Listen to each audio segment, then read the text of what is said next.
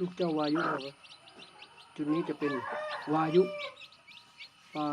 ลาเงินสตังค์แม่จะเป็นลูกขุนแผนนะครับขุนแผนม้าเหล็กสตังค์ VIP นะครับ